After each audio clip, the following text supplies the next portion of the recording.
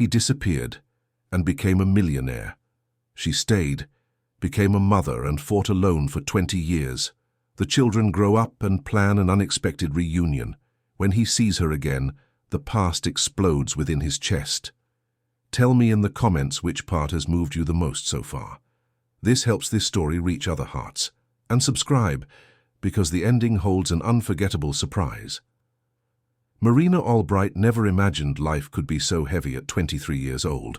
When she discovered her pregnancy, she was alone in a rented flat in Manchester, holding a pharmacy test with trembling hands, feeling the world collapse on her fragile shoulders. The man she loved had disappeared 3 weeks earlier, without warning, without farewell, without even a message explaining the sudden void he had left behind. Roderick Chestnut was the kind of man who commanded attention in any room. Tall, with penetrating eyes and a firm voice, he worked as a financial auditor for one of the largest construction companies in the county. He had that serious demeanor of someone carrying too many responsibilities, but when he smiled at Marina, everything transformed. They met at a mutual friend's birthday party on a warm January night, and from the first glance there was something inexplicable, a connection that went beyond words. For 2 years they built plans. They talked about getting married, about having children, about building a life away from the pressures of the big city, perhaps on a rural property in the countryside, where they could breathe fresh air and wake up to the sound of birdsong. Marina was a literature teacher at a state school, earning little, but loving what she did. Roderick always said he admired her passion for books, the way her eyes lit up when talking about Jane Austen or Virginia Woolf. But then, one late March afternoon, everything changed. Roderick arrived home earlier than usual, pale, sweating, looking around as if he were being followed. Marina was in the kitchen preparing a carrot cake, his favorite recipe. When she saw him enter that way, she dropped everything and ran to him. "What happened, love? Are you all right?" He held her hands tightly, looked deep into the brown eyes he loved so much, and said only one sentence that would be etched forever in Marina's memory. "I need to protect you no matter what happens. Don't look." "For me." Before she could react, he grabbed a backpack that was already prepared near the door, kissed her forehead with desperate intensity, and left. Marina ran after him, shouting his name down the stairwell of the building, but Roderick didn't look back. He got into a car she had never seen before and disappeared down the busy avenue. In the following days, Marina called dozens of times. All calls went straight to voicemail. She sent messages that were never read. She went to the company where he worked, and they said Roderick had resigned abruptly without explanation. She sought out his parents, who lived in Oxford, but they were also desperate, without news, thinking their son had gone mad. And then, 3 weeks later, Marina discovered she was pregnant. Sitting on the cold bathroom floor, her back against the white-tiled wall, she cried as she had never cried before. She cried for the loneliness, for the abandonment, for the injustice of carrying a new life without the man who had promised to always be there. But deep within that immense pain, something in her refused to give up. She made a decision at that moment. She would have the baby. She would raise that child with all the love Roderick had left behind, and she would never make this child feel responsible for the father's absence. The following months were the most difficult of Marina's life. Morning sickness was intense, but she continued teaching, even when she had to rush out of the classroom to vomit in the bathroom. Her colleagues soon noticed the pregnancy and offered support, but Marina kept an emotional distance. She didn't want anyone to know the full truth, the humiliation she felt at being left that way. In her 5th month of pregnancy, when her belly could no longer be hidden, Marina received an unexpected visit. It was a rainy July afternoon, the kind of fine, constant rain that leaves Manchester enveloped in a grey mist. Someone rang the doorbell of the flat. Marina opened the door and found a man in a dark suit, sunglasses even though the weather was overcast, with a serious and impenetrable expression. "Marina Albright?" She nodded, feeling a tightness in her chest. The man looked around, as if to make sure no one was watching them, and then spoke in a low voice but laden with threat. "I've come to deliver a message. The man you're looking for cannot be found, and if you value the safety of the baby you're expecting, you'll stop asking questions. You'll move on with your life and forget he ever existed. Am I clear?" Marina felt her legs weaken. She held onto the door to keep from falling. "Who are you? Where is Roderick?" The man did not answer. He merely repeated, his voice even colder. "Forget he ever existed. It's for your own good and for the good of this child." And then he turned and went down the stairs, disappearing into the rain as if he had never been there. Marina closed the door, locked all the bolts, and slid to the floor, trembling. For the first time, she was truly afraid. It wasn't just the pain of abandonment. It was something bigger, darker, something she couldn't comprehend. And at that moment, she made another decision. She would never speak of Roderick again. She would never try to find him again. She would protect her child above all else. 2 months later, on a September dawn, Marina gave birth to a healthy baby boy with dark eyes and a strong cry. She held him in her arms, looked at his perfect little face, and whispered the name she had chosen, Luke. Luke Albright. She decided not to include the father's surname. This child was hers alone, but life had other plans. When Luke was 3 months old, Marina discovered she was pregnant again. The shock was devastating. She could barely support herself with one baby. How would she raise 2? Bills piled up, the rent was overdue, and maternity leave was coming to an end. It was during this period that Marina did something she never imagined doing. She reached out to her family. Her parents, who lived in Salford, had never approved of her relationship with Roderick. They thought he was arrogant, that he came from a troubled family, that he wasn't good enough for their daughter. When Marina became pregnant, they were furious, but gradually anger gave way to compassion. Marina's mother, Mrs. Celeste, was the most helpful. Even with limited resources, she went to her daughter's flat every day, brought food, and took care of Luke while Marina tried to reorganize her life. It was Mrs. Celeste who was by Marina's side when she gave birth to her second child. Another solitary dawn, this time in February, with Manchester's suffocating heat making everything even more difficult. Another boy. She named him Gabriel. Gabriel Albright. Marina looked at the 2 babies, one a few months old, the other a newborn, and felt the weight of a mountain on her shoulders. But she also felt something she didn't expect, an absurd strength, an unwavering determination. She would not give up. She would raise those boys alone, give them everything she could, and never allow them to miss the father who abandoned them before they even knew they existed. Years passed with frightening speed and at the same time with agonizing slowness. Marina returned to work when Gabriel was only 4 months old, leaving the 2 boys with her mother during the day. Her teacher's salary barely covered expenses, so she started giving private lessons at night, doing text revision work and selling cakes and sweets on weekends. There was no time for anything, no time for Marina to be young, to go out with friends, to think about meeting someone new. Her life was waking up before sunrise, preparing the children, leaving them with their grandmother, teaching all, day picking up the boys, making dinner, bathing them, putting them to sleep, and then sitting on the old sofa in the flat to correct papers and prepare lessons for the next day. But there were moments of pure joy. When Luke took his first steps, Marina cried with emotion. When Gabriel spoke his first word, which was "Mummy," she felt her heart explode with love. The boys were everything to her. They grew up healthy, smart, full of energy. Luke was the more serious of the 2, even when he was little.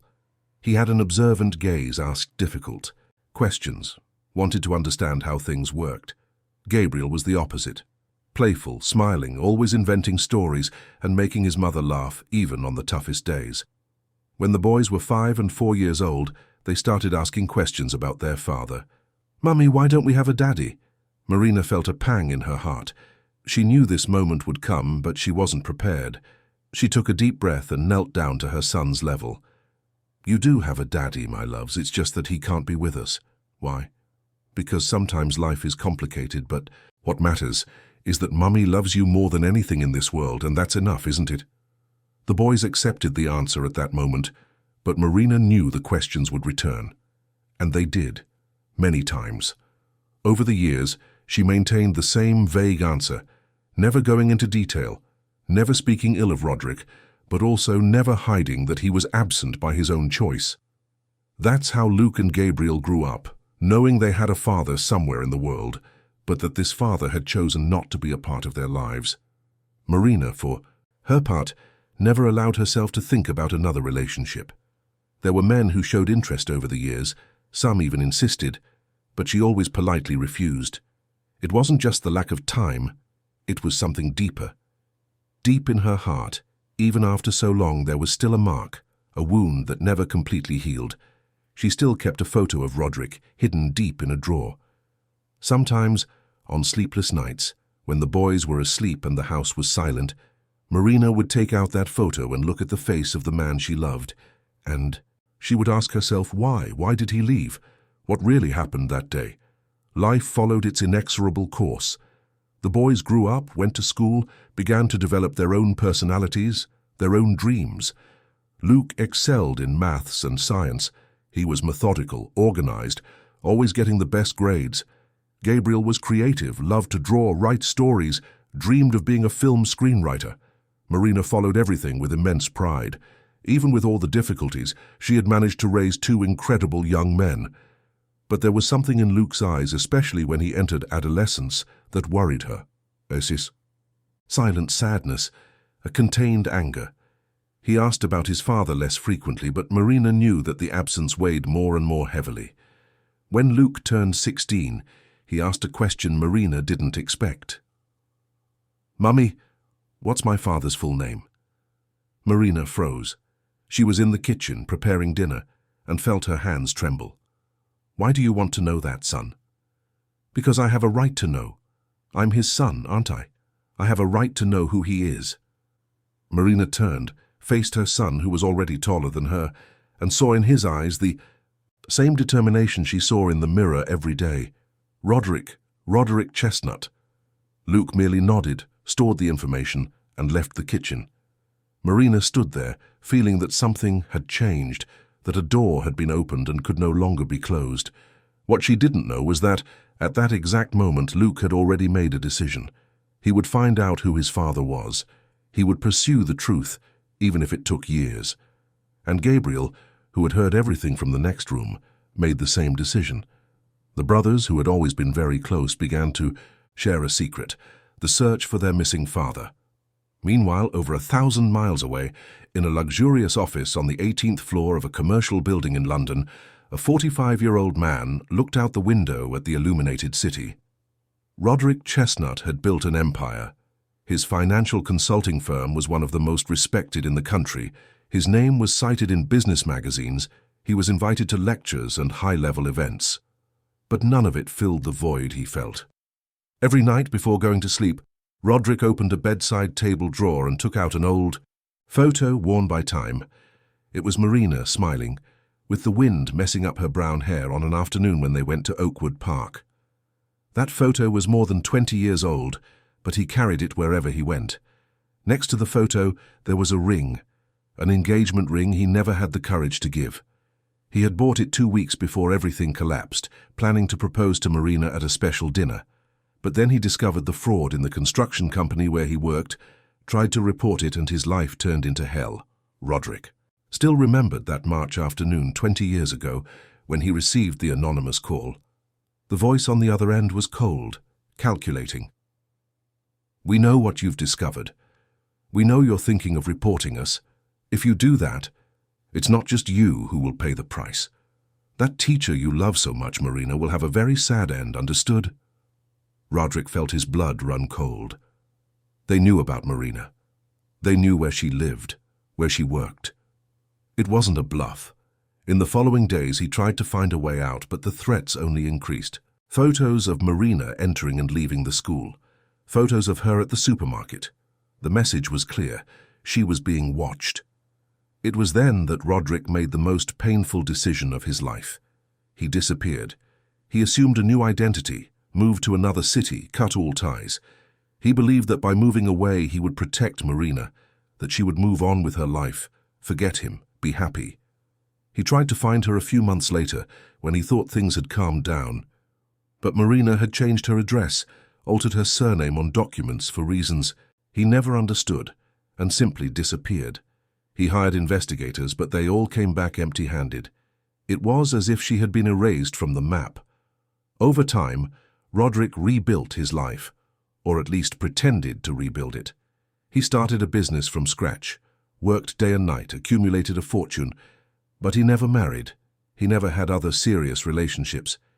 Because deep down, a part of him still belonged to that literature teacher whose eyes lit up when talking about books.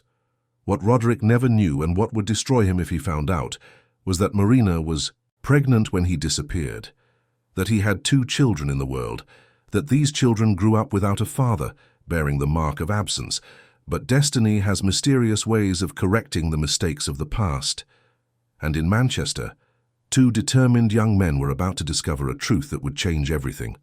Luke, now 18, had become an expert in online research. He spent hours on the internet, cross-referencing information, entering forums, looking for any trace of the name Roderick Chestnut. And finally, after months of searching, he found something. A photo on an economic news website. Businessman named Roderick Chestnut, CEO of a financial consulting firm in London. The photo was small, but Luke enlarged it, studied every detail, and felt his heart race. The eyes, they were just like his. He showed the photo to Gabriel, who was 17, and standing next to him in the room they shared. "It's him, Gabriel, I'm sure it's our father." Gabriel looked at the computer screen, at that man in an impeccable suit with a serious expression, and felt a mixture of emotions he couldn't name. "What do we do now?" Luke took a deep breath. "We're going after the truth." The decision to go after Roderick Chestnut was not impulsive. Luke and Gabriel spent weeks planning each step, gathering information, building a complete dossier on the man they believed to be their father. They hid everything from their mother, knowing she would never approve. Marina had suffered too much already, and the brothers didn't want to hurt her further if they were wrong. Luke was methodical in his investigation.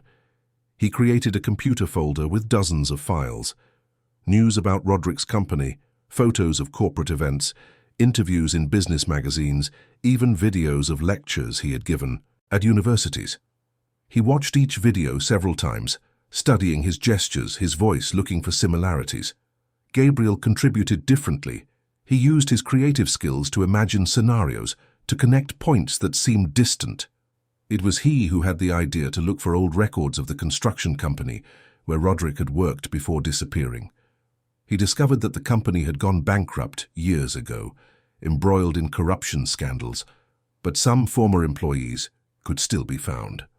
One Saturday afternoon, the two took a bus to the Maplewood Heights neighborhood, following the address of an old colleague of Roderick's that Luke had located on social media. The man's name was Arnold. He was just over 60 and now worked as a doorman in a residential building. When Luke explained who they were and what they were looking for, Arnold remained silent for a long moment, looking at the 2 young men with an expression difficult to decipher. "You're Roderick's sons," Luke nodded. "He never said he had children." "He doesn't know he has. Our mother was pregnant when he disappeared." Arnold sighed heavily, as if carrying a weight on his back. That young man was good, serious, hard-working too. Honest for his own good. When he discovered the fraud in the company, he came to talk to me. He was terrified. He said he had found fake documents, overpriced contracts, millions in embezzlement. He wanted to report it, but he was afraid, and rightly so. 2 weeks later, he vanished. I never saw him again. Do you know what happened to him? Arnold shook his head. All I know is that powerful people were involved. Politicians, big businessmen, the kind of people who don't like to be crossed. I always thought he fled because they threatened to do something, to him, or to someone he loved. Luke and Gabriel exchanged a look. The pieces were beginning to fall into place. Over the following weeks, the brothers spoke with other people who had known Roderick. Each conversation brought new information, new confirmations. Everyone spoke highly of him. Everyone regretted his disappearance. Some even mentioned he had a girlfriend, a teacher, but no one knew what had happened to her. The investigation consumed all of the boys' free time. Luke missed some engineering university classes to research. Gabriel set aside his screenplay projects to help his brother, and Marina began to Notice that something was different. You two are acting strange. Has something happened? The boys denied it, changed the subject, but Marina knew her sons better than anyone. She knew when they were hiding something. Even so, she decided not to pressure them. She trusted them, knew that if it was important, they would tell her at the right time. After 2 months of investigation, Luke made the boldest decision. He would go to London. He would go to Roderick's company and try to speak with him personally. Gabriel wanted to go along, but Luke thought it better to go, alone first, to test the waters. One Thursday morning, Luke took a coach from Manchester Coach Station bound for London. It was a 6-hour journey, enough time to mentally review everything he would say, all the questions he would ask, but also enough time to feel his heart race with nervousness. What would happen when he was face to face with that man? Would Roderick recognize him? Would he see any resemblance? Would he deny everything? Would he be furious? Luke tried to prepare himself for any reaction, but deep down he knew that nothing could truly prepare him for that moment. He arrived in London in the middle of the afternoon, with the sun still strong despite it being May. The city was immense, chaotic, frightening for someone coming from Manchester. Luke took the underground, following his phone's instructions, until he reached the station closest to the company's address. The commercial building was imposing, all mirrored glass, with the names of several companies on the entrance plaque. Chestnut Financial Consulting was on the 18th floor. Luke entered, passed through the reception turnstile showing an ID, and went up in the lift, feeling his stomach churn. When the doors opened, he found himself in an elegant reception area, with modern furniture, abstract paintings on the walls, a young, well-dressed secretary behind a glass desk. "Good afternoon. Can I help you?" Luke took a deep breath. "I need to speak with Mr. Roderick Chestnut. It's urgent." The secretary looked at him with professional politeness. "Do you have an appointment?" "No, but it's a very important personal matter." "I'm sorry, but Dr. Chestnut doesn't see anyone without an appointment. If you wish, I can schedule a meeting for next week." Luke felt frustration grow. He had come all this way. He had prepared, and now he was going to be turned away for lack of an appointment? No, he wouldn't give up so easily. "Please, it's about his family. He'll want to see me." The secretary hesitated, noticing something in the young man's voice that made her doubt her own protocols. "What's your name?" "Luke Albright." She wrote down the name, picked up the phone, and dialed an extension. "Dr. Chestnut, I apologize for interrupting, but there's a young man here at reception who says he needs to speak with you about a family matter. His name is Luke Albright." There was a long pause. Luke couldn't hear what was being said on the other end, but he saw the secretary's expression change, becoming confused. "Yes, sir. Understood." She hung up and looked at Luke with poorly disguised surprise. "He'll receive you. Please follow that corridor to the last office." Luke thanked her, feeling his heart pound so hard he thought everyone in the room could hear it. He walked down the corridor, passing other offices with closed doors, until he reached the last one. The door was ajar. He knocked lightly. "Come in." The voice was deep, firm, but there was something in it that Luke couldn't identify. He pushed the door open and entered. The office was spacious, with an incredible view of the city, shelves full of books and documents, a large, dark wood desk, and behind the desk, standing, was Roderick Chestnut. Luke stopped in the middle of the room, and the two looked at each other in silence for a long moment. Roderick was 45, but looked younger. He was in good shape, wore an impeccable navy blue suit, and had short hair with a few grey strands at the temples, but it was his eyes that drew attention. Dark, deep eyes, and at that moment, full of an emotion Luke didn't expect to see. Astonishment, shock, and something that looked like pain. Roderick took a step forward, observing every detail of the young man's face, the jawline, the shape of his eyes, his height, his posture. It was like looking at a mirror of the past. "How old are you?" Roderick's voice came out hoarse, almost a whisper. 18. "I'll be 19 in September." Roderick quickly did the maths in his head and felt his legs weaken. He sat in the chair, running his hands over his face. "Marina. Your mother is Marina." Luke nodded, still standing in the same place, unsure whether to sit or remain standing. "Marina Albright. She was pregnant when you disappeared, and neither my brother Gabriel nor I know why."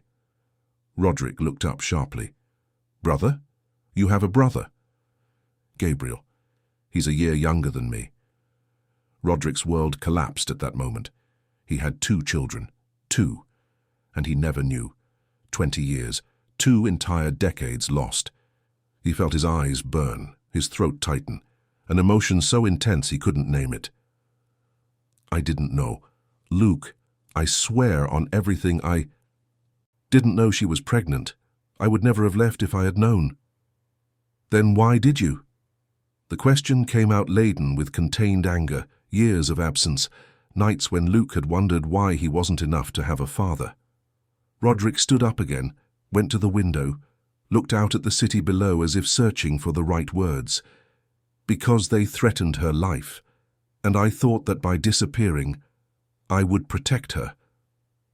And then, for the first time in 20 years, Roderick told the complete story. He spoke about the fraud in the construction company, about the discoveries he made, about the threats, about the anonymous call that mentioned Marina by name.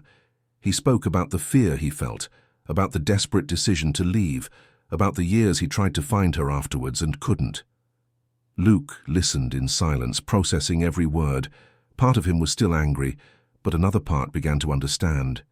He began to see that perhaps his father wasn't the villain he had always imagined. When Roderick finished speaking, there were tears in his eyes, tears he hadn't shed in a long time. "I thought about her every day of those 20 years. I have a photo of her that I carry with me wherever I go, a ring I bought and never had the courage to give.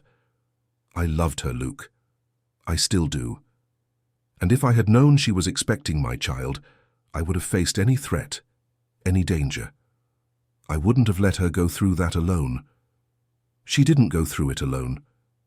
She had my grandmother. And she had us, Gabriel and me, even though we were just babies. But it was difficult. Very difficult. She worked 3 jobs at the same time when we were little. She gave up everything to raise us." Roderick sat down again, this time looking older, more tired. "How is she? Is Marina all right?" Luke took a moment to answer. "She's strong, but she carries a sadness that she can never completely hide. I think a part of her never got over what happened." Roderick closed his eyes, taking a deep breath. "I need to see her. I need to explain, to ask for forgiveness. I need to meet you, you and your brother.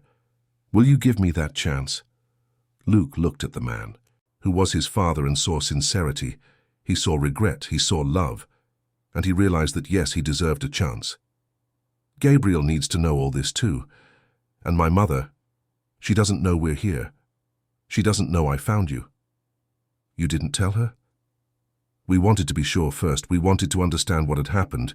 We didn't want to bring more pain into her life if it was just another disappointment." Roderick nodded, understanding. "How do you want to do this?" Luke thought for a moment. "First, I want you to meet Gabriel. Then we need to find the best way to tell my mother. This can't be done just anyway. She's suffered too much. I'll do it however you want. I'll follow your lead." And so began a relationship that should have existed all along, but which fate had postponed for 2 decades.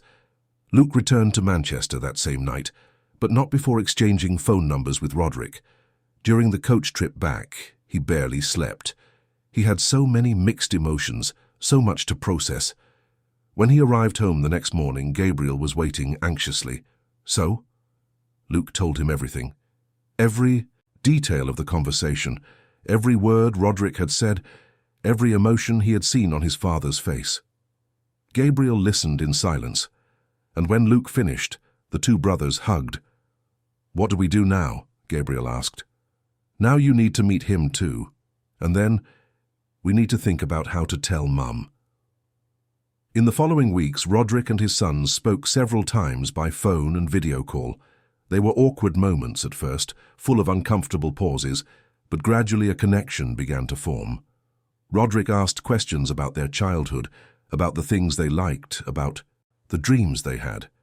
Luke and Gabriel, in turn, wanted to know about his life, about how he had built his company, about the years he spent alone.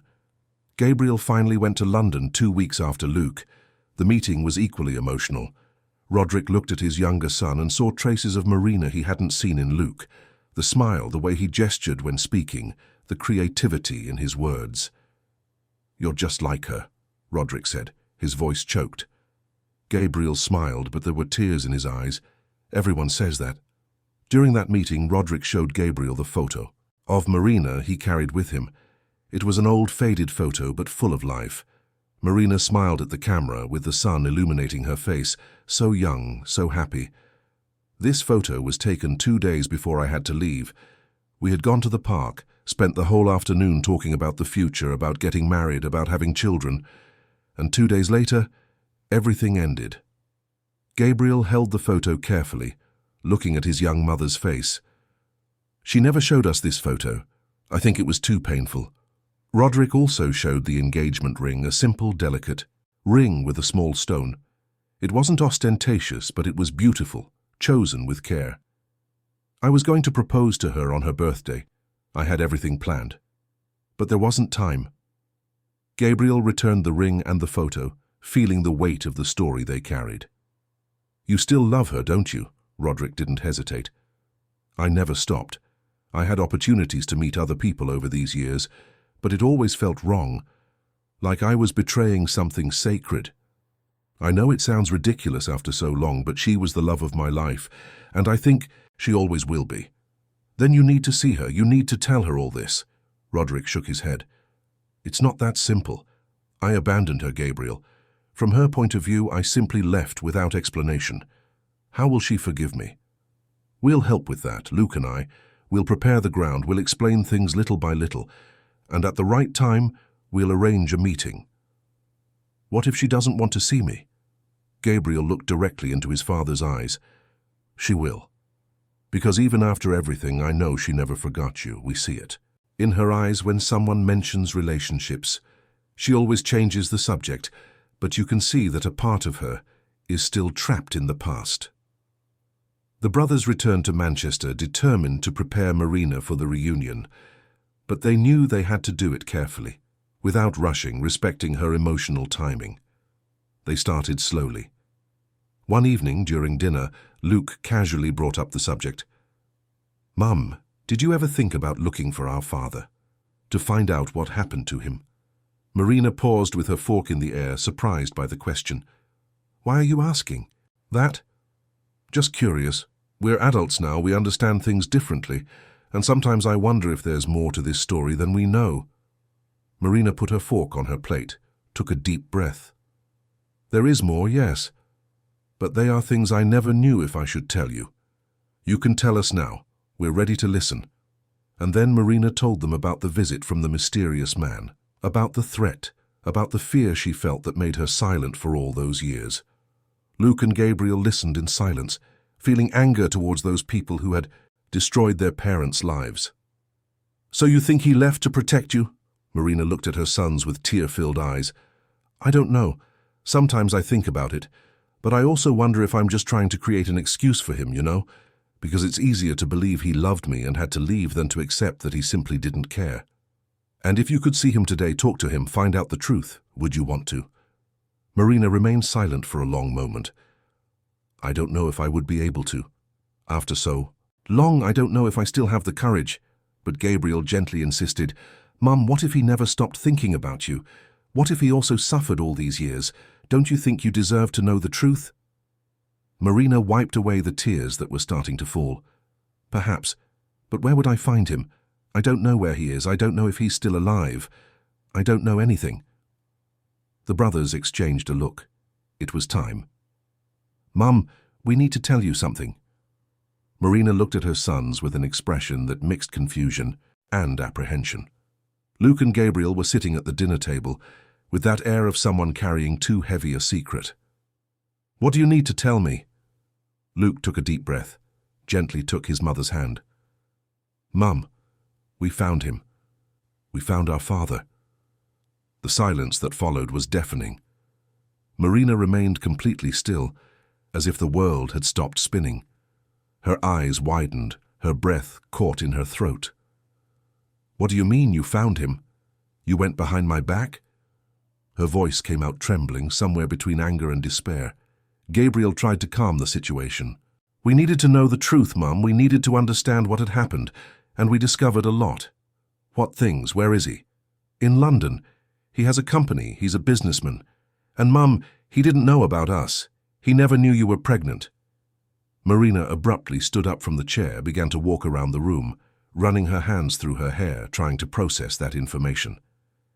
"How do you know this? He could be lying." Luke stood up too, went to his mother. "We talked to him, Mum, several times. He told us everything about the threats, about why he had to disappear, about how he tried to find you afterwards and couldn't. He cried when he found out he had children. He wasn't faking it, Mum.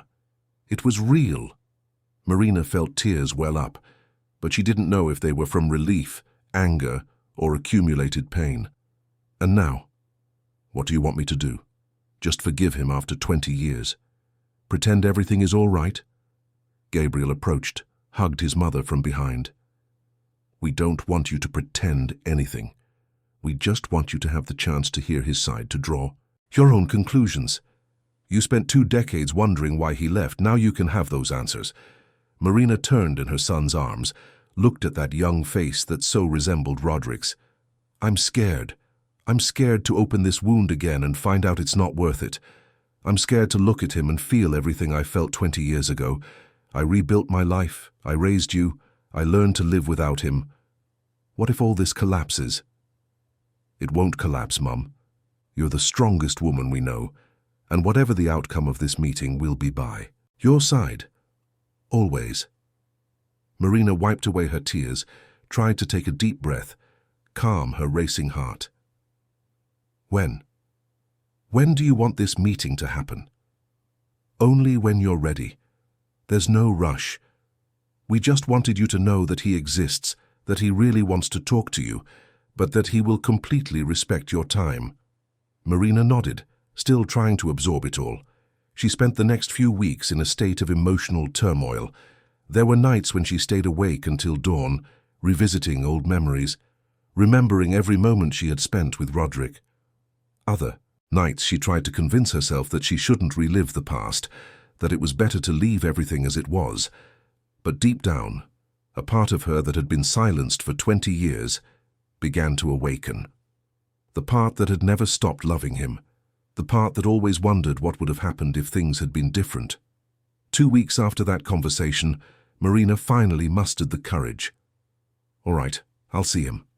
Luke and Gabriel exchanged glances, surprised but relieved. "Are you sure, Mum?" "No, but if I don't do this now, I'll spend the rest of my life wondering, and I've already spent 20 years with unanswered questions. Enough." The brothers arranged everything carefully. They decided the meeting would be in a neutral, quiet place where Marina could feel safe. They chose a small, discreet restaurant in Manchester, away from the hustle and bustle of the city centre, in a leafy, quiet neighbourhood. Roderick travelled from London the day before. He stayed in a nearby hotel, but could barely sleep. He spent the entire night rehearsing what he would say, how he would apologise, how he would explain 2 decades of absence. But he knew no words would be enough. On the appointed day, a Friday evening, Marina spent hours getting ready. She changed clothes 3 times, redid her makeup twice, tried different hairstyles. She was as nervous as a teenager on a first date, but with the weight of a woman who carried a lifetime of painful experiences. Luke and Gabriel accompanied her to the restaurant, but did not enter. They stayed outside, offering silent support. "We'll be here if you need us, Mum. Just call." Marina thanked them with a look, took a deep breath, and entered. The restaurant was empty at that hour. Luke had reserved the entire space to ensure privacy.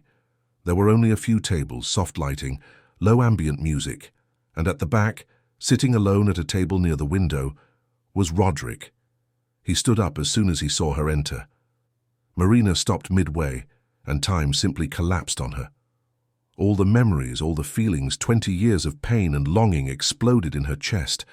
Roderick was different, older, grey hair, some wrinkles around his eyes, but his eyes were the same, those eyes she had loved so much.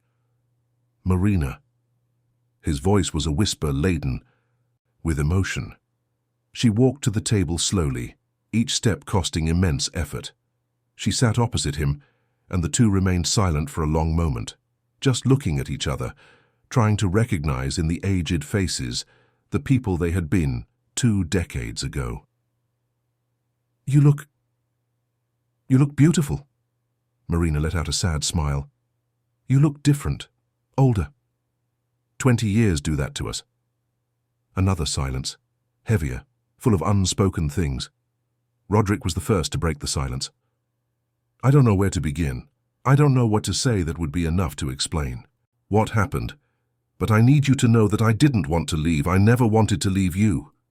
Marina felt the tears begin to fall, but she didn't try to hide them. "Then why did you? Why did you disappear like that? Without a word? Without an explanation?" And Roderick told her everything.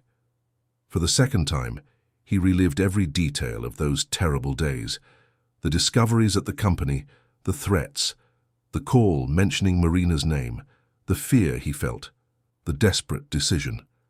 He spoke about the years he spent hiding, changing identities, building a new life, while carrying the pain of separation. He spoke about his frustrated attempts to find her, about the photo he carried, about the ring he never gave. Marina listened, crying, feeling every word penetrate deep into her heart.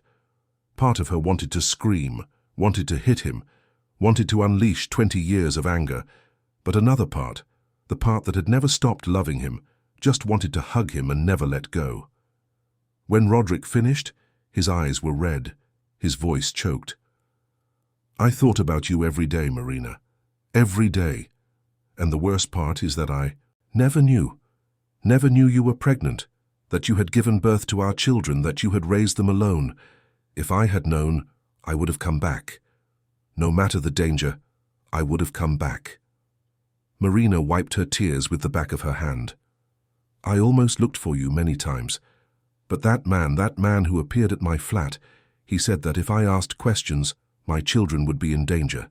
And I was so scared that someone would harm my babies."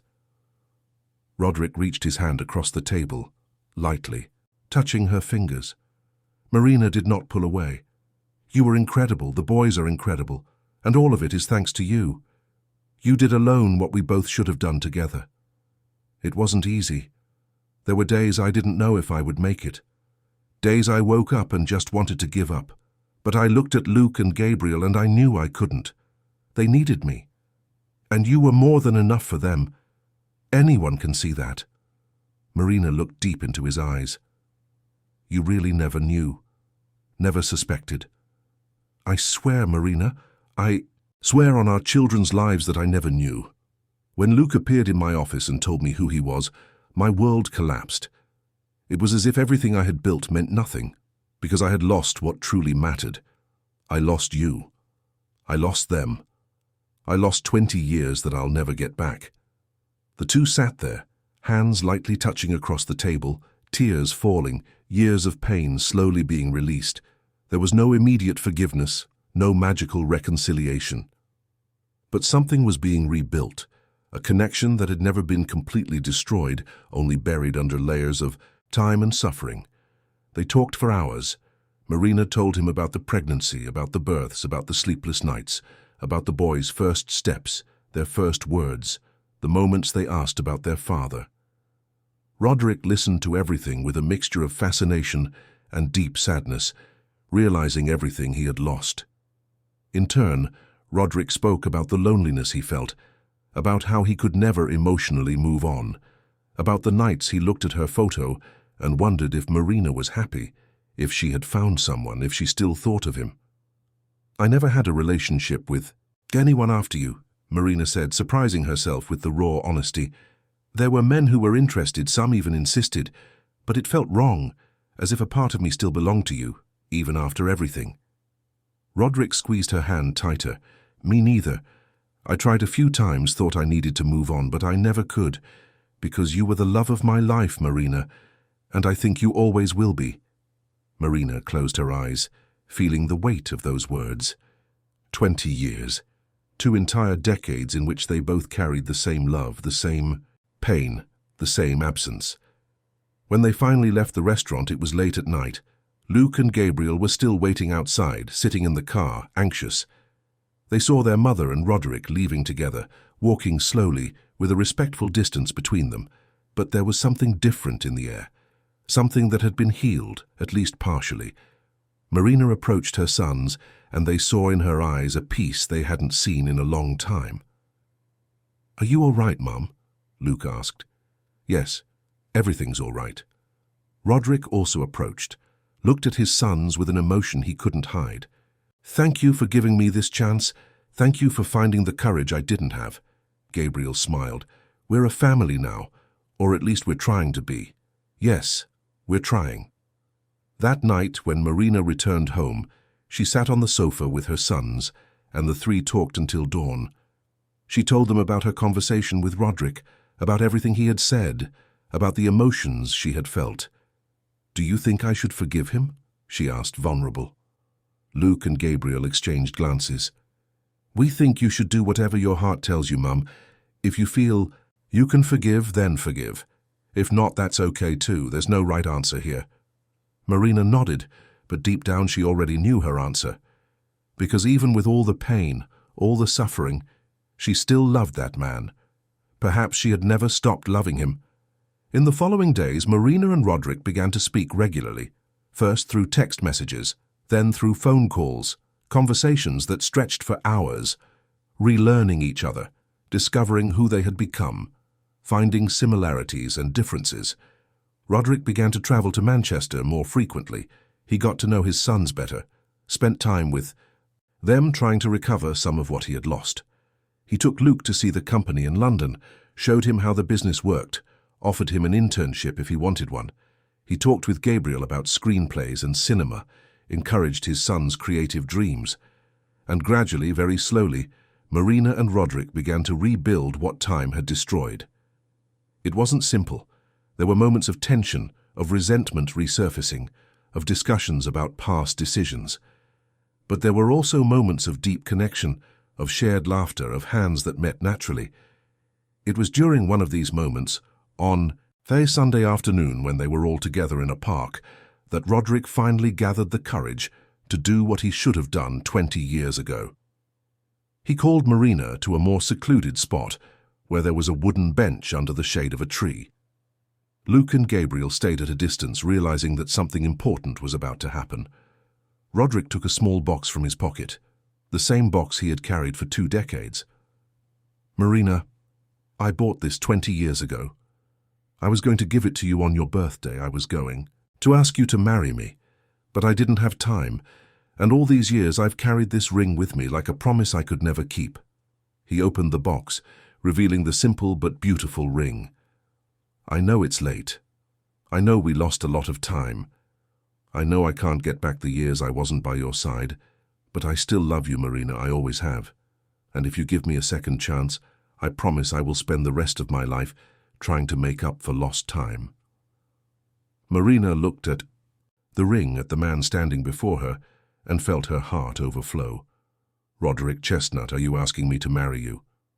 "I am. I'm asking you to be my wife, to build together the future that was stolen from us in the past." Marina let the tears fall freely, but this time they were tears of joy. Yes, I accept." Roderick placed the ring on her finger with trembling hands, and then pulled her into a tight embrace, as if he wanted to make up for 20 years of lost hugs in a single moment. Luke and Gabriel, who were watching from a distance, hugged each other too, emotional. Finally, after so much suffering, their family was uniting. But the past has cruel ways of not staying buried.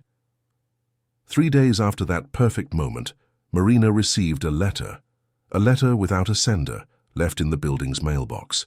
When she opened it, she felt her blood run cold. The letter read, in typed letters, "Be careful what you rebuild. Not everything that was destroyed should be re-erected.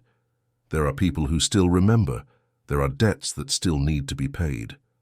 Marina showed the letter to Roderick, who paled upon reading it.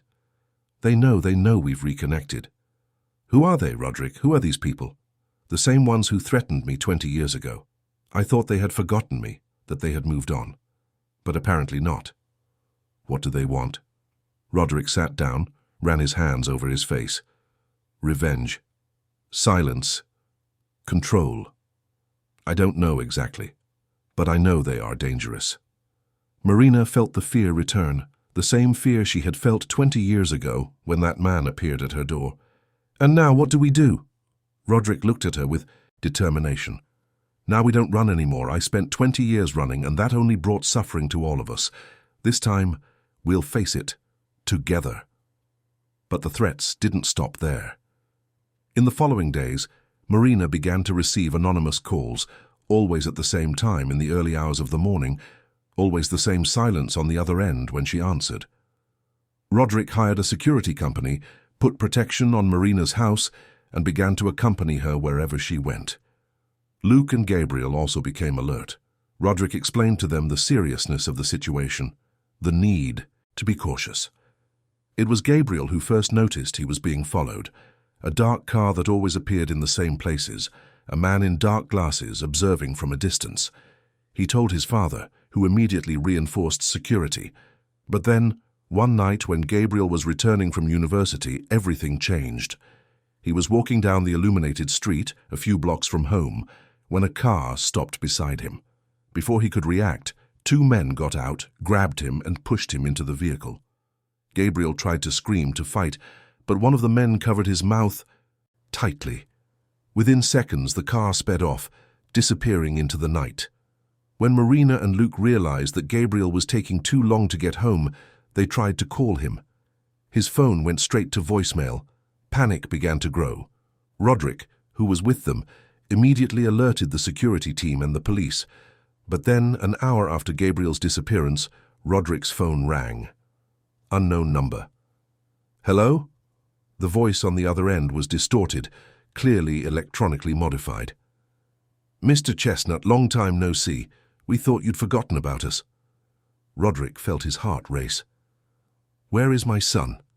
Roderick's voice came out laden with controlled fury, but Marina could see his hands trembling. The distorted voice on the other end laughed, a mechanical and disturbing sound. Your son is fine, for now. But that depends on your next actions, Mr. Chestnut. What do you want?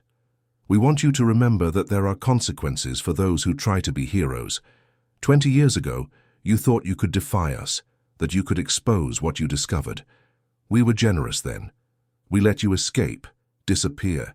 But now you return, rebuild your life, rekindle old flames. This is not acceptable. I won't let you hurt my son. No one needs to get hurt if you cooperate. Tomorrow midday you will receive instructions. Follow them precisely. Come alone. Do not involve the police. If we detect any suspicious movement, the boy suffers the consequences. The call ended abruptly. Marina was pale, holding Luke, who was trying to stay calm but was clearly desperate. Roderick immediately called the head of the security team he had hired, a former police officer named Matthew, specialized in complex cases. Matthew arrived in less than 20 minutes along with two other team members. They were professional, discreet, efficient. Roderick explained the situation, showed the number from which the call had originated. This type of kidnapping isn't about money. It's about control, Matthew said, analyzing the situation. They want you to submit, to do something in exchange for your son. But we have an advantage. You knew this could happen. We already have trackers installed on all family cell phones, including Gabriel's. Can you locate him? Matthew picked up a tablet, accessed a tracking system. His phone is off, but we have the last location before that.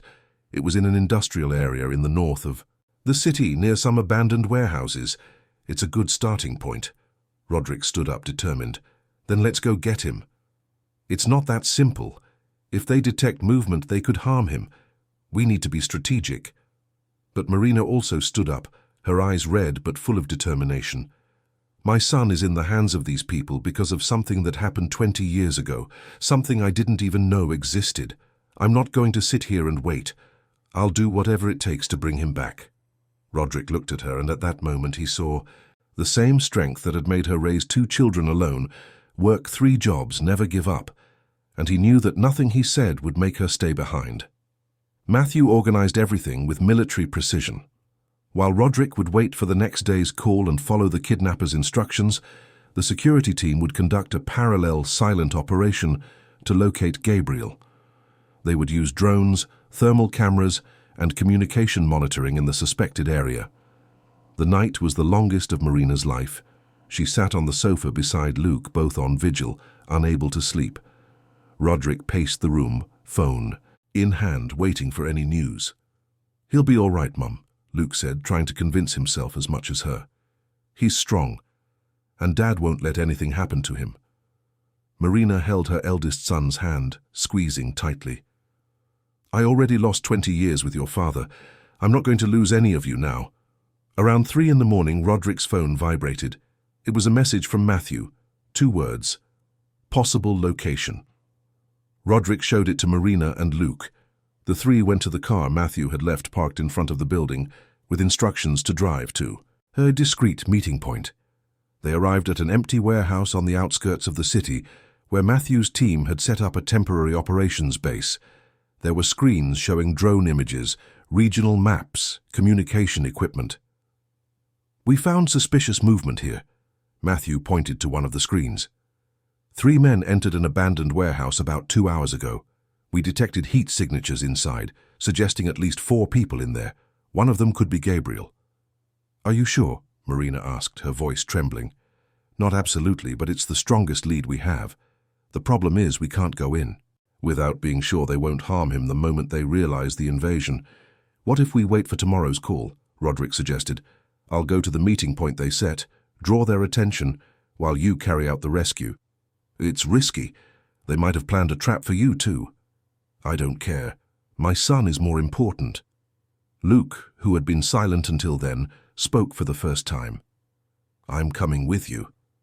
Roderick looked at his eldest son, saw the determination in his eyes. "Luke, this is dangerous. He's my brother. I'm coming." Marina looked at the 2, men she loved, father and son, preparing to face a danger she barely understood, and felt her heart clench. But she also felt pride. Pride in the family they had become, even with all the obstacles. "All right," Roderick said. "We'll do it their way, but we'll do it our way too." The rest of the night was spent in preparation. Matthew and his team reviewed every detail of the plan. Roderick and Luke would wear discreet bulletproof vests under their clothes. They would have almost invisible communicators. The team would be strategically positioned, ready to act at the first sign of danger. When the sun began to rise, the tension in the air was palpable. Marina hadn't closed her eyes for a minute. She was sitting in a chair, holding a cup of cold coffee, looking at the map on the screen. Roderick approached, knelt in front of her. "I'm going to bring our son back, I promise." Marina touched his face, that face she had loved for so long. "You both need to come back, all of you. I can't lose any of you now." "You won't."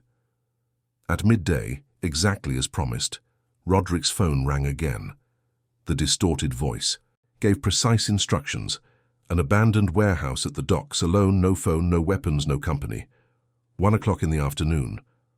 Roderick confirmed he would be there. As soon as he hung up, Matthew began coordinating the teams. One part would go to the dock warehouse, stay hidden, ready to act. Another part would go to the warehouse where they suspected Gabriel was, waiting for the exact moment to make the rescue. Luke insisted on going to the docks with his father. Marina wanted to go too, but Roderick convinced her to stay at the operations base, where she would be safe and could monitor everything through cameras and communicators. At 12:30, Roderick and Luke left in separate cars. Roderick went straight to the docks. Luke would stay in the vicinity, ready to take action if necessary. The warehouse was immense, old, with peeling walls and broken windows. Roderick entered exactly at 1 o'clock, as instructed. The place was empty, silent, only the sound of wind passing through the cracks. Then, from the shadows, 3 men emerged. 2 were clearly thugs, big types, tough expressions. The third was different, older, in a suit, a man who exuded authority and danger. Roderick Chestnut. The voice was soft, almost polite, but there was venom behind it. "It's been a while." Roderick didn't recognize the face, but there was something familiar in the posture.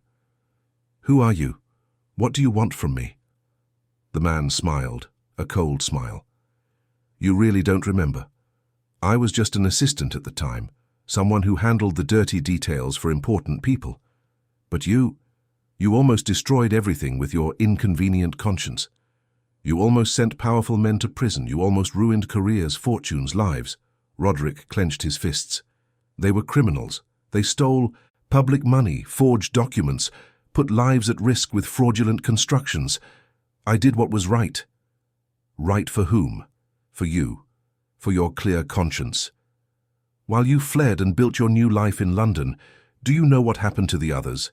Some were arrested, others lost everything, and I had to work very, very hard to rebuild what you almost destroyed. Now I'm in charge, and I won't let you ruin everything again." "I have no interest in ruining anything. I just want my son back and to move on with my life." The man laughed. "Your life has interfered enough, but I'll be generous. You'll sign some documents transferring part of your company to our operations. You'll give us access to your accounts, your contacts, everything you've built. In return, your son comes back safe and sound. And if I refuse, then you'll find out what happens when you challenge people who have far more power than you imagine." At that moment, through the discreet communicator, Roderick heard Matthew's voice. "We've identified Gabriel. He's in the warehouse, tied up but apparently unharmed. We're entering in 3, 2, 1. Roderick knew he needed to buy time. "Keep those men distracted while the team carried out the rescue." "All right, I'll cooperate. But I need to see my son first. I need to know he's all right." The man motioned to one of the thugs, who pulled out a phone and made a quick call. "Bring the boy." While they waited, Roderick kept the man talking, asking questions, provoking, anything to keep their attention.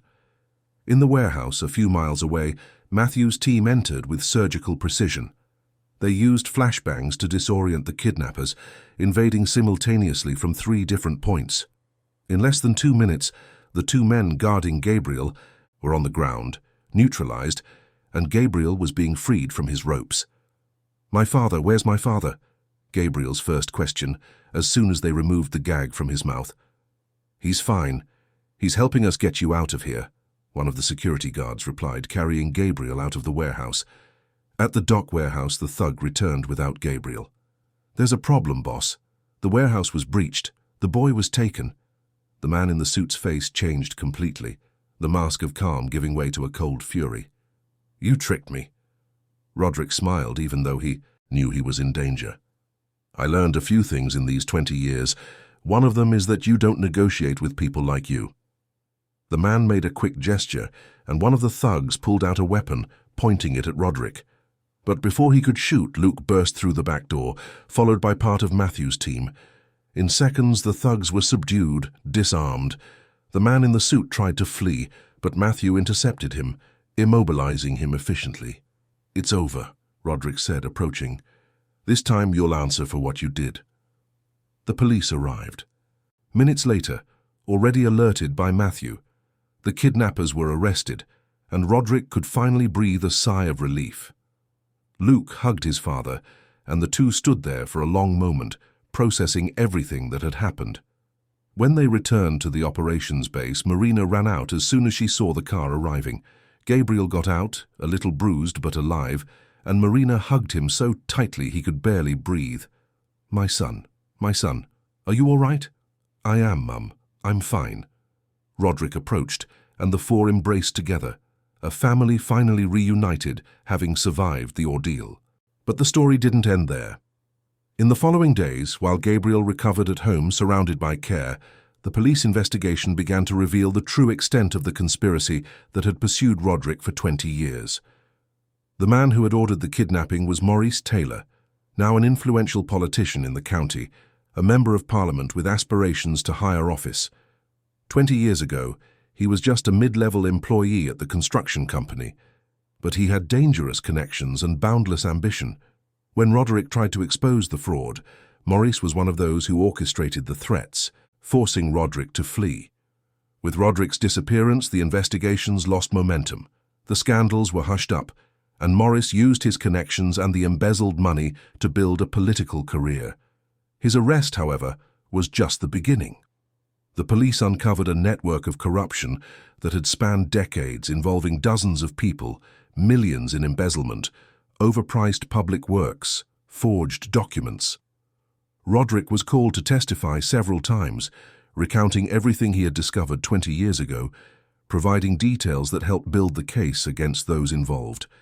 His company in London was investigated to ensure there was no connection to the criminal operations, but it was quickly cleared, its reputation preserved. Marina was also called to testify, telling about the threatening visit she received 20 years ago. Based on her testimony, the police managed to identify the man who made the threats, a corrupt former police officer who worked as Maurice's private security at the time. He was also arrested.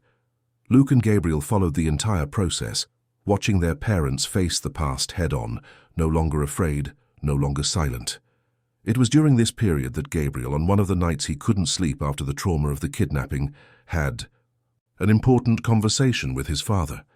They were both on the balcony of Marina's flat, looking at the city lights, the silence of the early morning enveloping them.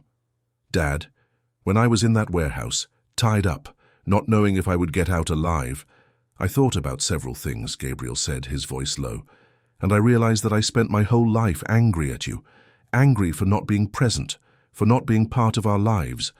But when you organized that rescue, when you risked everything to save me, I understood." "Understood what, son?" "That you always wanted to be present, that you always cared, even from afar, and that sometimes life's circumstances are stronger than us." Roderick felt emotion tighten his throat. "I would have given anything, anything, to have been by your side from the beginning, to have watched you grow up, take your first steps, speak your first words. But you're right, the circumstances were stronger, and I made the choice I thought would protect your mother. I ended up causing pain to everyone." Gabriel looked at his father. "But now we have a chance to start over, to build what we couldn't have before." Roderick hugged his son, and the two stood there in silence, healing together the wounds that time had opened. Luke, in turn, had a different revelation. Researching old documents, trying to understand the whole story, he discovered something no one knew. When he was 5, he underwent emergency surgery for complicated appendicitis. Marina had always said the hospital had covered the costs for humanitarian reasons, as she didn't have health insurance at the time. But Luke found the old financial records archived in the hospital system. The surgery had been paid for, in full, by an anonymous donor. And the transaction date, the bank code, everything led to an account belonging to Roderick. He paid for the surgery. Luke showed the documents to Marina and his brother one afternoon when they were all together. 15 years ago, he somehow found out I needed surgery and paid anonymously. Marina took the papers with trembling hands, reading each line. How is that possible? He didn't know where we were. But Roderick, when confronted with the information, confirmed everything. I never stopped looking for you. I hired investigators, hackers, anyone who could help me. At some point, we managed to trace medical records. We found out about the surgery. I didn't know you were my children, but I knew it was Marina who needed help. And even without being able to be present, I wanted to do something. So I paid for the surgery.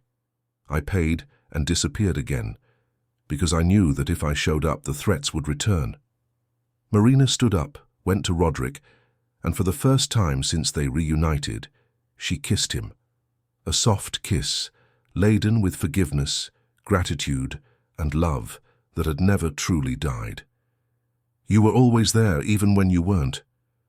I always tried, in the way I could." Luke and Gabriel watched their parents hugging and felt that finally, after so much pain and separation, they were becoming a real family. But there was still a final chapter to be written. Marina had an idea. She wanted to do something that would give meaning to all the suffering they had gone through, that would transform pain into purpose. She talked with Roderick about creating a foundation, an organization that would support vulnerable women, single mothers, families who needed help. They would use Roderick's resources and Marina's experience as an educator to make a difference in the lives of people who were going through what she had gone through. Roderick loved the idea immediately. They worked together in the following months, planning every detail, choosing the name, defining the objectives. The foundation would be called Sunrise, symbolizing a new beginning, a new hope after the darkness. The inauguration was scheduled for a Saturday afternoon in a space they rented in Manchester city centre. They invited the press, local authorities, friends, family.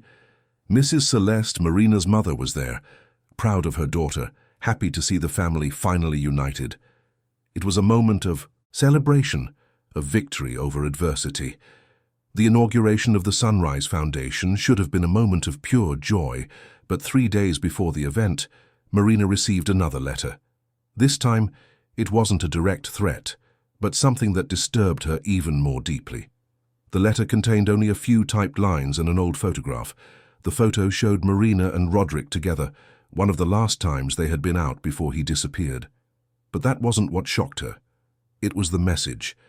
You think you know the whole truth, but there are still pieces missing. Not everyone. Who was close to you was who they claimed to be. Some lies were planted so deeply that they became truths. Ask your partner about the money he kept. Ask about the agreements he made in silence. Marina showed the letter to Roderick immediately. He read it with a serious expression, then sighed heavily and sat on the sofa. I knew this day would come. What does this mean? What money? What agreements? Roderick looked at her with eyes full of deep sadness. When I disappeared 20 years ago, it wasn't just to escape the threats. I made a deal I never wanted to make, but which I thought was necessary to ensure your safety. Marina felt her heart race. What kind of deal? They offered me a choice. Either I disappeared completely, erased all traces of my previous life, and never tried to find you again, or you would suffer the consequences. But there was a third option, one they didn't want me to know existed. One of the men involved, someone with a little more conscience than the others, secretly told me that if I agreed to receive a sum of money and signed documents guaranteeing I would never reveal what I discovered, they would leave me alone. The money was dirty. It came from the same embezzlement I had tried to expose. You accepted money from them? Marina's voice came out harsher than she intended. I was desperate, Marina. I didn't know what to do. I took the money thinking I would use it as protection, as a way to start over. It was with that money that I built the company, that I managed to establish myself in London. But I always carried the guilt. I always knew I had compromised with the same. People I swore to fight. Marina stood up, began to walk around the room, processing that information. So you built everything with stolen money? Not exactly. I used the initial money only to get started. Afterwards, I worked honestly, built the company with legitimate effort. But yes, the seed was dirty, and I never had the courage to tell you. Marina stopped, looked at him with a mixture of anger and disappointment. You spent 20 years keeping this secret. Even when we reunited, when you asked me to marry you, you didn't think I should know. I was afraid that you would hate me, that you wouldn't be able to forgive me. I had already lost so much time with you, I didn't want to lose it again. Marina sat down, put her hands on her face.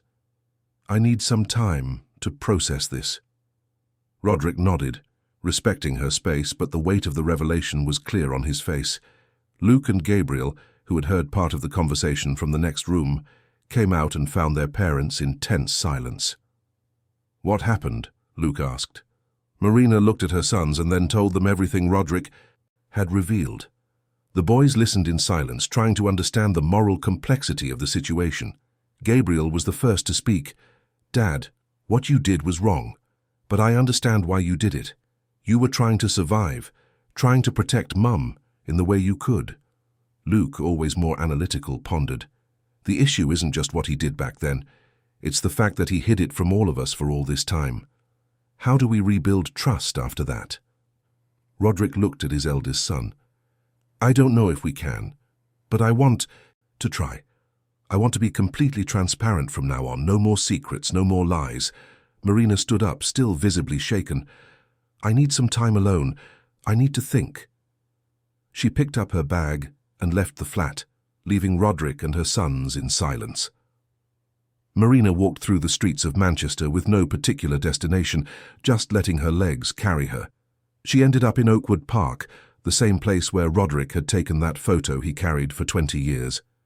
She sat on a bench, looking at the city below, and let the tears fall. They weren't tears of anger, but of exhaustion. Exhaustion from carrying so much weight, from discovering that each time she thought she knew the whole truth, more layers were revealed. She stayed there for hours until the sun began to set, painting the sky orange and pink. That's when she felt someone sit beside her. It was Mrs. Celeste, her mother. "How did you know I was here?" "The boys called me. They were worried. I am too." Marina rested her head on her mother's shoulder, as she did when she was a child. "Mum, I don't know if I can go through this again. I don't know if I can forgive one more time." Mrs. Celeste stroked her daughter's hair.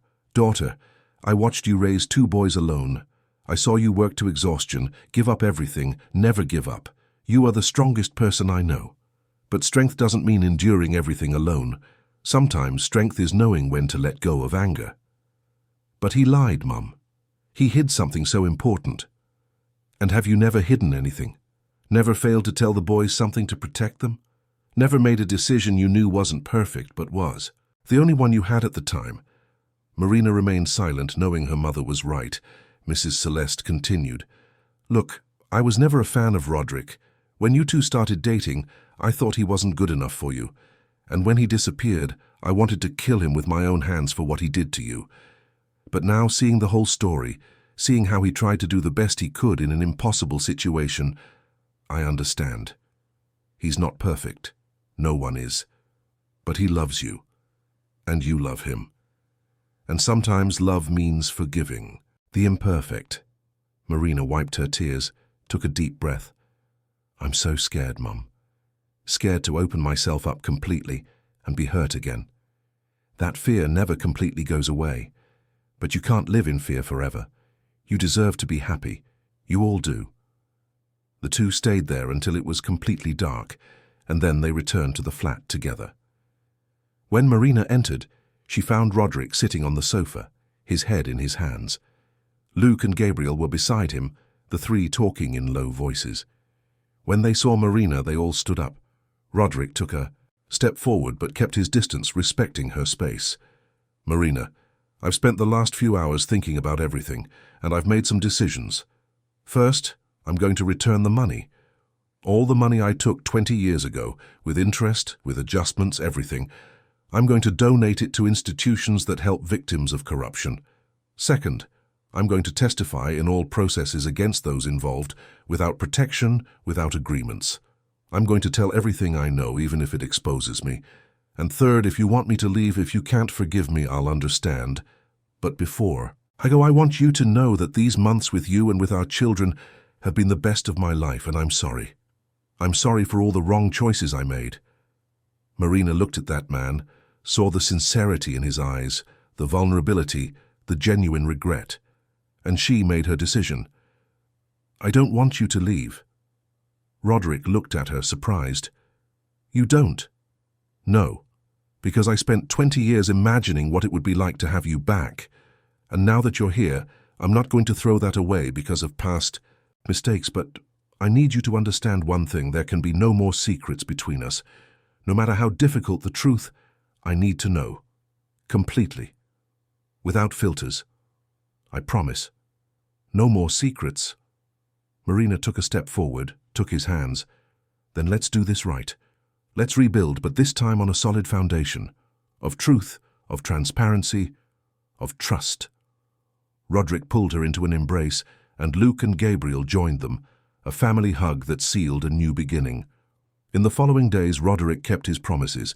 He consulted lawyers and accountants to calculate exactly how much the initial amount he received had been, applied all necessary corrections, and donated a considerable sum to 3 different institutions that worked with transparency and combating corruption.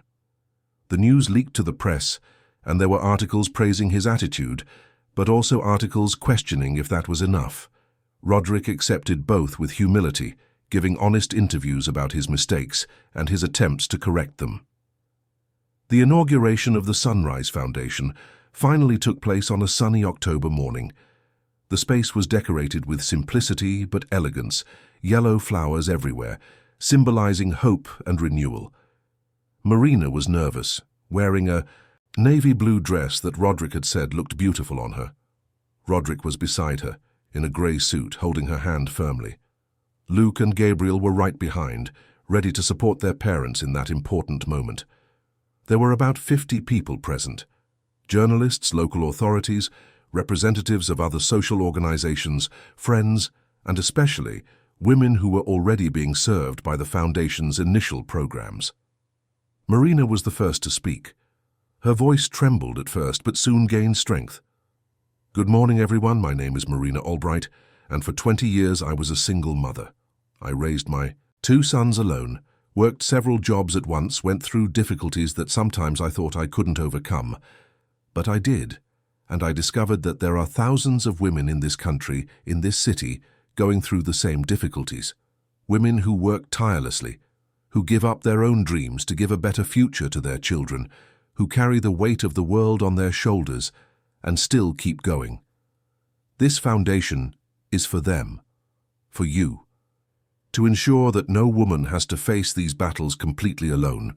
There was warm applause. Some women in the audience had tears in their eyes. Roderick spoke next, and his speech was equally moving. "I have made many mistakes in my life. I made decisions that hurt the people I loved most. But I learned that it's never too late to try to do what's right. This foundation represents not only a way to help other people, but also a way to give meaning to the suffering we caused and faced. Every life we manage to touch, every family we manage to help, is a step towards redemption." Luke and Gabriel also spoke, telling their own experiences as children of a single mother, the difficulties but also the lessons of strength and resilience they learned. After the speeches, there was a cocktail where people could talk, network, and learn more about the Foundation's work. Marina was approached by several women who thanked her emotionally, told their own stories, and asked for help. It was during this moment that an older woman approached Marina. She was about 60, grey-haired, with kind eyes, but full of sadness. "Marina Albright?" Marina turned, smiling politely. "Yes, that's me." The woman hesitated, then said in a low voice, "My name is Sylvia Meadows, and I need to tell you something I've carried for 20 years. Marina felt a tightness in her chest, sensing that this conversation would be important. "Shall we talk somewhere more private?" The two went to a smaller room at the back of the space. Roderick, realizing something serious was happening, accompanied them. Sylvia sat down, her hands trembling slightly. 20 years ago, I worked as a secretary for a group of businessmen and politicians. Powerful people, who did business that wasn't always legal. One day they asked me to do something. They asked me to deliver an envelope to a man named Roderick Chestnut. They said it was just work documents, but I saw what was inside. It was money, a lot of money, and instructions for him to disappear and never return. Roderick turned pale. "You were the person who delivered the envelope?" Sylvia nodded with tears in her eyes. "Yes, and it was also me who went to Marina's house months later to warn her that she should stop looking for him. But I wasn't the one who chose to do it. They used a man, an intimidating security guard, to deliver the message. I merely provided her address, and I carried the guilt of that all these years." Marina was in shock. "Why are you telling this now?" "Because when I saw the news about the Foundation, I saw your photos. I researched the story. I realized you had reunited, and I understood that I had a chance to finally do something right, to ask for forgiveness, and to tell you something more important. The documents. I kept copies of all the documents that passed through my hands, names, amounts, transactions, everything. I kept them as insurance in case I ever needed to protect myself, but now I want to hand everything over to the authorities. I want the whole truth to come out." Roderick looked at the woman with a mixture of emotions. "You know that by doing this, you'll expose yourself too. There could be consequences for you." Sylvia smiled sadly. "I'm 62 years old. I spent most of my life in fear, keeping secrets from terrible people. I'm tired. I'd rather face the consequences and sleep in peace for the first time in decades than continue carrying this weight." Marina took the woman's hand. Thank you for having the courage to do this." In the following days, Sylvia handed over all the documents to the federal police. What she had was explosive, concrete evidence of corruption involving not only Maurice Taylor, but dozens of other people, including currently serving politicians, influential businessmen, and even some judges. The scandal that followed was immense. The press covered it intensely, calling the case the biggest corruption scandal of the decade in the county. Several people were arrested, others resigned from their positions. Fortunes were confiscated. Roderick and Marina were called again to testify, this time as key witnesses in a much larger process. The exposure was intense, invasive, exhaustive. There were moments when Marina wanted to give up, close the doors, return to the anonymous life she had before. But then she remembered the women she had met at the Foundation's inauguration. She remembered the stories they had told, the difficulties they faced, and she knew she couldn't give up. The Sunrise Foundation, ironically, gained even more visibility because of the scandal. Donations began to arrive from all over the country, people wanting to support the initiative, admiring Marina and Roderick's courage in facing the past. In 6 months, the foundation was already serving over 200 families, offering temporary financial support, legal guidance, psychological support, vocational courses, and daycare for children while mothers worked or studied. Marina dedicated herself entirely to the project, having taken leave from her teaching job. She discovered a passion for this social work that she never knew she had. Roderick divided his time between his company in London and his work at the foundation, using his business experience to ensure the organization's financial sustainability. Luke, who was finishing his engineering degree, began working in the foundation's management area, applying his technical knowledge to optimize processes. Gabriel, with his creative talent, was responsible for communication and fundraising, creating emotional campaigns that touched people's hearts. It was a family working together, each contributing their talents, united by a greater purpose. 1 year after the reunion, on a quiet summer evening, Roderick and Marina were alone on the balcony of the flat they now shared. They had married discreetly in a civil ceremony 3 months earlier, a small ceremony with only family and closest friends. Marina was leaning against Roderick's chest, both looking at the stars. "Do you think it was worth it?" she asked softly. "All the suffering, all the pain, all the difficult choices." Roderick kissed the top of her head. "I don't know if it was worth it, because the truth is, I would have preferred not to have lost 20 years with you. Not to have missed our children's first steps, their first words, their school graduations, everything. But looking at where we are now, at the family we are, at the work we are doing, I know it wasn't in vain. We transformed pain into purpose." Marina turned in his arms, looked deep into his eyes. "I forgive you, completely, for everything." Roderick felt his eyes burn. "Even knowing all my mistakes, all the questionable choices, especially for that. Because you showed me that it's possible to make mistakes, to learn, and to try to do better. And that's what matters in the end."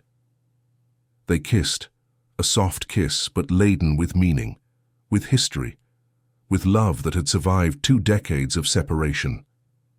2 years after the reunion, the Sunrise Foundation opened its 3rd headquarters, this time in London. The work had expanded so much that they began to receive requests from other cities to replicate the model. Marina and Roderick were at the inauguration of this new headquarters when they received news that filled them with emotion. Gabriel was going to be a father. He had met a young filmmaker during a foundation project. They fell in love, and now they were expecting a baby.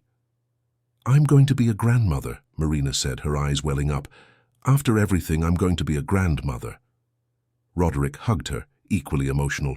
"And I'm going to be a grandfather, and this time I'll be there from day one."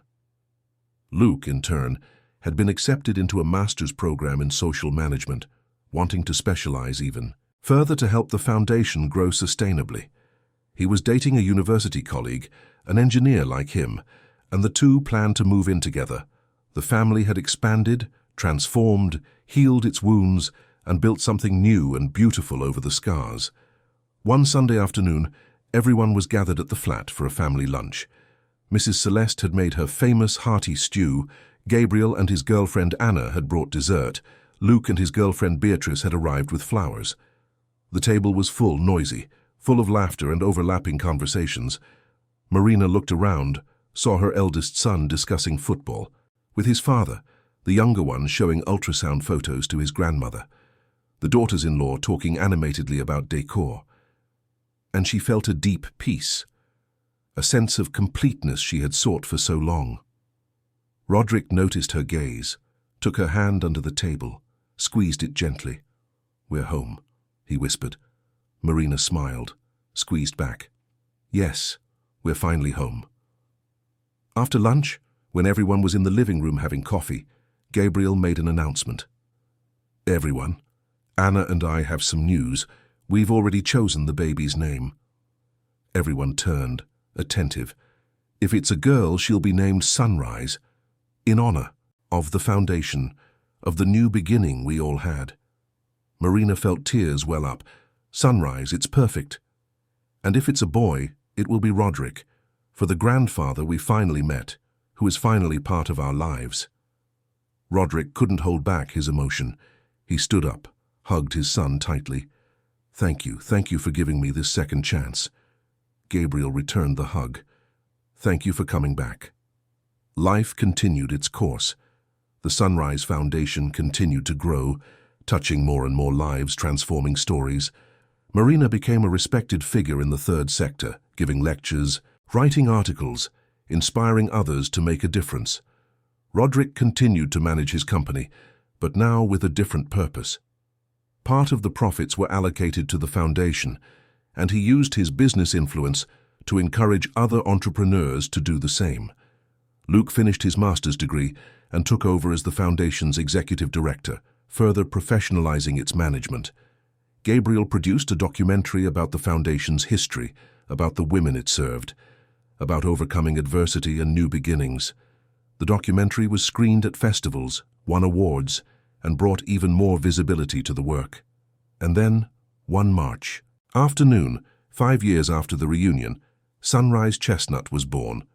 A girl with big, curious eyes, a strong cry, full of life. Marina held her granddaughter in her arms for the first time and felt a circle complete. She looked at Roderick, who was beside her, looking at the baby with adoration, and whispered, "We did it. After everything, we did it." Did what? Created something beautiful, something that will continue even after us. A family, a story, a legacy. Roderick kissed her forehead. "And it all started with you, with your strength, your resilience, your refusal to give up." "I just followed your example." Marina shook her head. "No, it all started with love. And love, when it's true, finds a way to survive. Even separated for 20 years, even hurt, even buried under layers of pain. It survives, and when it finds its way back, it becomes even stronger." They stood there, the two grandparents, looking at their granddaughter, who represented the future, while around them the family they had rebuilt celebrated another beginning. Because life is not about perfect endings, it's about imperfect new beginnings, about difficult choices, about forgiveness, about love that withstands time and storms. It's about moving forward, even when the path is obscure. It's about believing that there is always a sunrise after the longest night. And Marina Albright, who had spent 20 years alone, who had cried countless tears, who had doubted and questioned and almost given up, was now surrounded by everything that truly mattered. Love, family, purpose, and the certainty that, despite all the mistakes and all the detours, she had arrived exactly where she was meant to be. Roderick Chestnut, who had fled the past for 2 decades, who had carried guilt and regret, who had lost so much, precious time, now knew that every scar had been worth it if it brought him back there, to that hospital room, holding the hand of the woman he never stopped loving, looking at his granddaughter who represented a new generation, free from the mistakes of the past, free to write her own story. Luke entered the room at that moment, smiling at the sight of his parents with his niece. "She looks like Grandma Marina," he said, delicately touching the baby's tiny hand. Marina smiled. "I hope she has the life I didn't, a complete family from the beginning, without Absences without unnecessary pain. Gabriel, who had entered right behind his brother, with Anna still recovering in the next room, said, "But if she has to face difficulties, she'll have the strength you taught us, the strength never to give up." "And she'll have the example you both gave us," Luke added, "the example that it's never too late to do what's right, to ask for forgiveness, to start over." Marina and Roderick looked at each other, and in that gaze was contained an entire lifetime, the tears, the smiles, the mistakes, the triumphs, the separations and the reunions. Little Sunrise opened her eyes, looked around with that curiosity only newborns have, and yawned. Everyone laughed, that soft, comforting sound that fills happy homes. And so, in that simple and perfect moment, the story of Marina and Roderick found its true conclusion. Not in the dramatic reunion, not in the wedding proposal, not in the founding of the organization that would change so many lives, but there, in a hospital room, surrounded by the children they raised, by the granddaughter who represented the future, by the love that had survived everything. Because in the end, life is not measured by the years we spend together or apart. It is measured by the love we leave as a legacy, by the lives we touch, by the courageous choices we make when it would be easier to give up. Marina had chosen to fight every day for 20 years. Roderick had chosen to return, to face the past, to try to mend what was broken. Together, they had chosen to forgive, to rebuild, to love again. And these choices, these small and great daily decisions, were what truly mattered. Outside, the sun was setting over Manchester, painting the sky with shades of orange and pink. It was the end of one day, but also the beginning of another. There is always a sunrise, there is always hope, there is always love. And when these three elements meet, miracles happen. The Albright Chestnut family was living proof of that. Dear listeners, we hope Marina and Roderick's story has touched your heart in the deepest way. If you were moved by this journey of love, loss, reunion and redemption, please like, subscribe to the channel, and tell us in the comments what moment stood out most to you in this story. Was it Roderick's mysterious disappearance? Marina's silent sacrifice raising her children alone? Luke and Gabriel's courage in seeking the truth? Or the emotional reunion that proved true love has no expiration date? Every day we bring intense stories like this, narratives that reveal the deepest and most real side of the human soul, that make us reflect on forgiveness, family, new beginnings, and the strength that exists within each of us. We await you in the next episode, with another story that will stir your emotions and make you believe that it's always possible to start over.